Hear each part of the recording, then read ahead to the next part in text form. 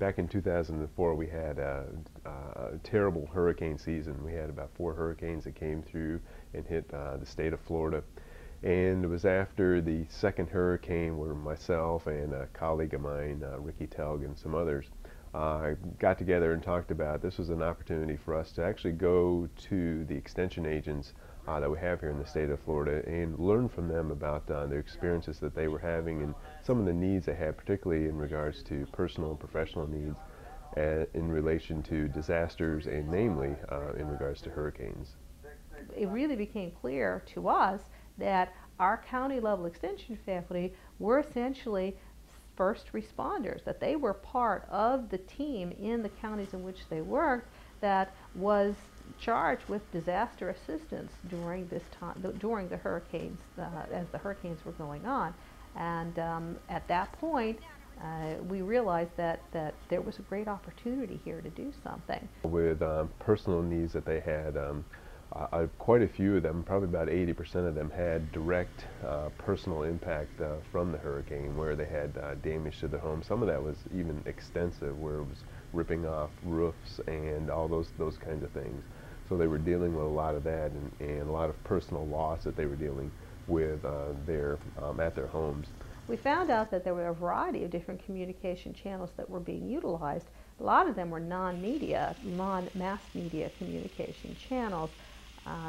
That we found was due to the fact that there was not electricity or power service in many of these counties that were hit by the hurricanes. And so extension faculty were relying on some of their traditional methods.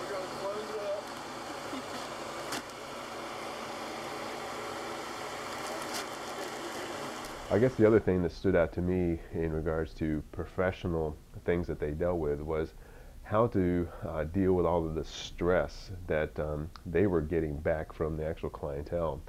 Clientele were very stressed in regards to their particular situation. They were coming to extension for help in regards to how to take care of all these issues that they were facing with food decaying in their homes, mold and mildew issues, just stress issues and things such as that.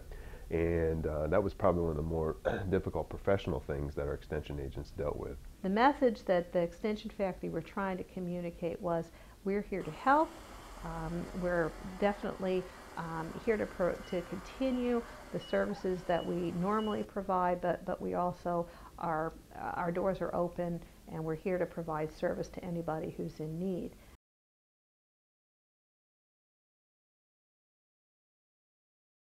First of all, I think there could be more done, but I think we have made some positive steps in that regard. I think the survey that was done was very eye-opening to us as faculty and also to Extension administration, because it really helped to help us see that perspective from the Extension eyes, and in regards to the kind of things that they were seeing and their perceptions during the hurricane and some of the things that they were addressing. And I think because of that, it really, again, opened our eyes to some of the needs that they had. Extension organization itself has put together a communications plan. That is, we have a point person here in the state for disasters and hurricanes, and then her responsibility is to really implement teams and to assign people to various tasks as hurricanes or disasters strike the state. So that is one positive thing that did come out of that.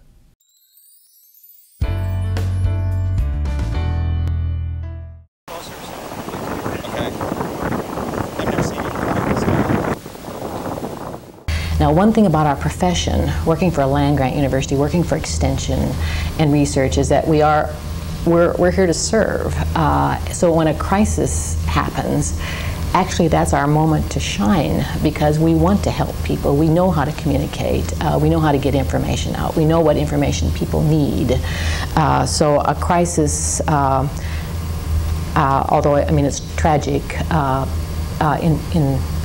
it's tragic, of course, but it does bring out the best in us and what we do best. The administrators in the Ag Center involved communications immediately, and throughout Hurricanes Katrina and Rita, we were at the decision-making table with them every morning, bright and early. About our administrators and about crisis communication is they have a can-do, in control, people first attitude.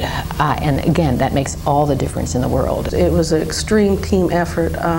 Everybody stepped up to plate and did more than they needed to, and did everything they could in terms of additional work to get the information out.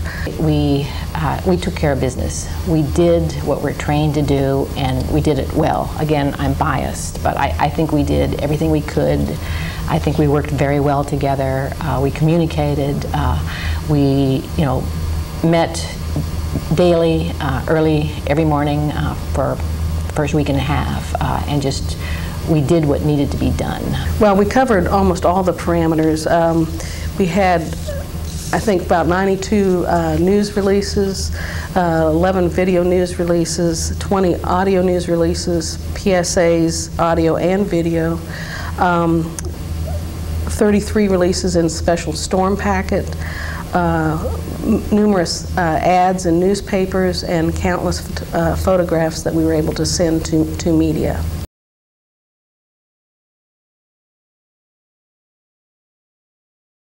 A lot of things went right with how the LSU Ag Center responded to the hurricanes. I guess the first point I'd like to make is that our response was immediate.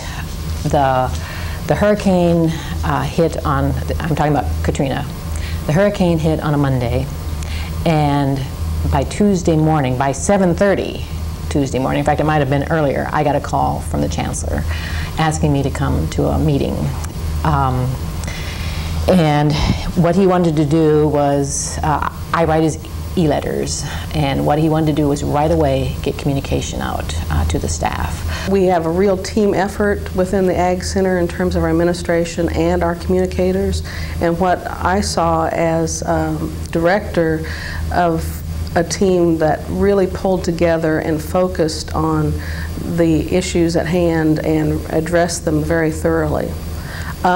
What also went right is that our connections within the land grant system were so strong that on Tuesday, or probably actually the Monday when the hurricane was coming in, we already had people contacting me about helping with communications and media information.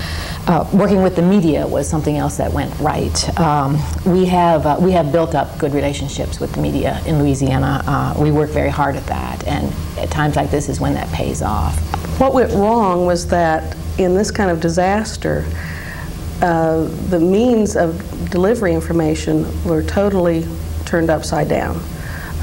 We had very little cell phone use, so the primary delivery of information was radio and print. TV was not, a lot of TV stations were devastated, so that wasn't a good vehicle to use. We also had problems contacting people because of the problems with cell phone and connectivity.